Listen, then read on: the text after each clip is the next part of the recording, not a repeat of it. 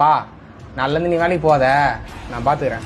தங்கச்சி கல்யாணத்துக்கு எவ்வளவு காசு தேவைப்படுது? 5 லட்சம் ரூபா. நான் பாத்துக்கிறேன் விடு. ரொம்ப ஸ்வெட் ஆகுது, ஒரு ஏசி ஒன்று வாங்கி மாட்டு. என்னடா பேச்சுல திமிரு? திமிரு இல்ல தைரியம். கூட கூட பேசினுக்கிற. இந்த பார் மேலாம் கை வைக்கிறவள வச்சுக்காத. இந்த பாரு ஜிபேல ஸ்கிராட்ச் கார்டு தேய்ச்சேன், 6 ரூபா வந்துக்குது. இன்னும் 10 ஸ்கிராட்ச் கார்டு இருக்குது.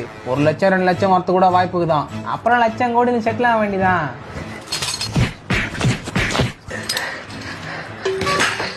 உன் புள்ள 22 வருஷமா 6 ரூபா தாண்டி சம்பாதிக்கிறான். நேத்தா ஜிபே ஏத்துப்பான் போல. முதல்ல ஏத்திருந்தாலும் 6 ரூபா கொடுப்பாங்க. இதுக்கப்புறம் பெட்டர் லக் நெக்ஸ்ட் டைம் தாண்டி வரும். அது தெரியாம குடும்பத்தை பாத்துக்கிற ஏசிய போடுன்னு எனக்கே ஆர்டர் போடுறாடி.